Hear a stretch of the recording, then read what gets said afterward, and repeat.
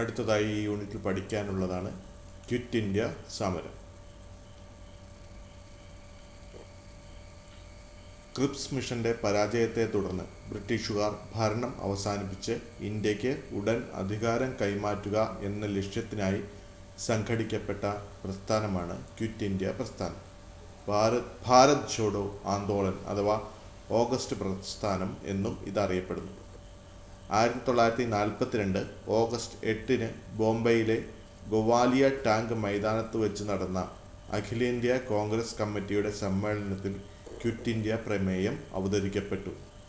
പൂർണ്ണ സ്വാതന്ത്ര്യം എന്ന ആവശ്യം ബ്രിട്ടീഷുകാർ അംഗീകരിച്ചില്ലെങ്കിൽ നിസ്സഹകരണ സമരത്തിലേക്ക് നീങ്ങുമെന്ന പ്രമേയം സമ്മേളനം അംഗീകരിച്ചു.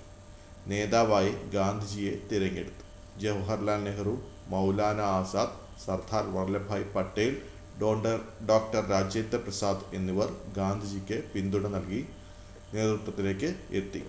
പ്രവർത്തിക്കുക അല്ലെങ്കിൽ മരിക്കുക എന്ന ആവേശം നിറഞ്ഞ മുദ്രാവാക്യം ഗാന്ധിജി അവതരിപ്പിച്ചു. കോൺഗ്രസ് സോഷ്യലിസ്റ്റ് പാർട്ടി നേതാവായിരുന്ന യൂസഫ് മെഹ്റലിയാണ് ക്വിറ്റ് ഇന്ത്യ മുദ്രാവാക്യം ആദ്യം ഉയർത്തിയത്. ക്വിറ്റ് ഇന്ത്യ പ്രസ്ഥാനത്തിലൂടെ സ്വാതന്ത്ര്യ സമരത്തിൻ്റെ തീവ്രത വർദ്ധിച്ചു. ബ്രിട്ടീഷുകാരുടെ അധികാര ഗർവിനെ മറികടക്കാൻ ഇന്ത്യൻ ജനതയ്ക്ക് കഴിയുമെന്ന ആത്മവിശ്വാസം സമരക്കാരിൽ ഉണർന്നു. ഇന്ത്യയിലെങ്ങും സമരം വ്യാപിച്ചു. അനേകം പുതിയ നേതാക്കൾ ഉദയം ചെയ്തു. സമരക്കാരുടെ ആവശ്യങ്ങൾക്ക് വഴങ്ങാൻ ഭരണകൂടം നിർബന്ധിതമായി. ഇതുമായി ബന്ധപ്പെട്ട ഒരു ചെറിയ നോട്ട് നിങ്ങൾക്ക് നോട്ട്ബുക്കിൽ എഴുതി വയ്ക്കാം.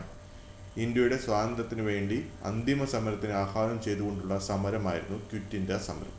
ബ്രിട്ടീഷുകാരിൽ നിന്ന് ഇന്ത്യയെ മോചിപ്പിക്കുക എന്നതായിരുന്നു ഇതിൻ്റെ ലക്ഷ്യം. ക്വിറ്റ് ഇന്ത്യ അഥവാ ഇന്ത്യ വിടുക എന്ന മുദ്രാവാക്യം സമരത്തിന് വലിയ ആവേശം നൽകി.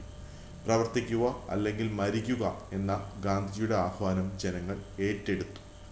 1942 ബോംബെയിൽ നടന്ന കോൺഗ്രസ് സമ്മേളനത്തിലാണ് ഇത് സംബന്ധിച്ച പ്രഖ്യാപനം ജവഹർലാൽ നെഹ്റു അവതരിപ്പിച്ചത്. ക്വിറ്റ് ഇന്ത്യ സമരത്തിൻ്റെ ഓർമ്മയ്ക്കായി വർഷം തോറും ആഗസ്റ്റ് 9 നാം ക്വിറ്റ് ഇന്ത്യ ദിനമായി ആചരിക്കുന്നു. ഇനി ഇംഗ്ലീഷിലുള്ള നോട്ട് നോക്കാം. There was a countrywide agitation against the British rule in India in August 1942. The Congress passed the Quit India resolution at the Congress session held at Mumbai. Gandhiji raised the "Do or Die" slogan, by which he meant that either free India or die in the attempt. There were mass strikes led by students, workers, and peasants, which became violent. Several leaders and others sacrificed their life during this attempt. We observe August 9 as Quit India Day.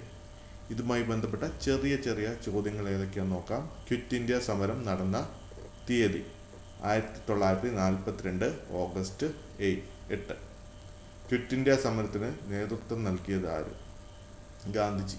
ഗാന്ധിജിയുടെ കൂടെ ആരൊക്കെ ഉണ്ടായിരുന്നു? Jawaharlal Nehru, Maulana Azad, Sardar Vallabhbhai Patel, doctor Rajendra Prasad എന്നിവരും ഉണ്ടായിരുന്നു. Quit India സമരത്തിൻ്റെ മുദ്രാവാക്യം എന്തായിരുന്നു? India വിടുക, ലീവ് ഇന്ത്യ. സമരത്തിൽ പങ്കെടുത്തവരോടുള്ള ഗാന്ധിയുടെ ആഹ്വാനം എന്തായിരുന്നു? പ്രവർത്തിക്കുക അല്ലെങ്കിൽ മരിക്കുക. എന്തായിരുന്നു റൗലറ്റ് ആക്ട്? ആരെയും അറസ്റ്റ് ചെയ്ത് വിചാരണ കൂടാതെ എത്ര കാലം വേണമെങ്കിലും തടവിൽ വയ്ക്കാൻ സാധിക്കുന്ന നിയമം ബ്രിട്ടീഷുകാർ കൊണ്ടുവന്നു. ഇതാണ് റൗലറ്റ് നിയമം. ക്വിറ്റ് ഇന്ത്യ സമരത്തിൻ്റെ മുദ്രാവാക്യം എന്തായിരുന്നു? പ്രവർത്തിക്കുക അല്ലെങ്കിൽ മരിക്കുക. പുതിയ പുസ്തകമനുസരിച്ച് രണ്ടാമത്തെ പാഠമായ ഇന്ത്യ എൻ്റെ രാജ്യം, അതുമായി ബന്ധപ്പെട്ട കൂടുതൽ പോസ്റ്റുകൾ ഉടൻ തന്നെ കേരള PSC ഹെൽപ്പറിൽ പ്രസിദ്ധീകരിക്കുന്നതാണ്. കൂടുതൽ അറിയാൻ നിങ്ങൾ യൂണിറ്റിൽ ക്ലിക്ക് ചെയ്യുക. ഏതൊക്കെ പോസ്റ്റുകളാണ് പുതിയത് വന്നിട്ടുണ്ടോയെന്ന് നിങ്ങൾക്ക് കാണാൻ സാധിക്കും. ഇനി പാഠഭാഗമാണെങ്കിൽ ഇവിടെ ക്ലിക്ക് ചെയ്ത് കഴിഞ്ഞാൽ അതുമായി ബന്ധപ്പെട്ട പോസ്റ്റുകൾ താഴെ കൊടുത്തിട്ടുണ്ട്. Thank you.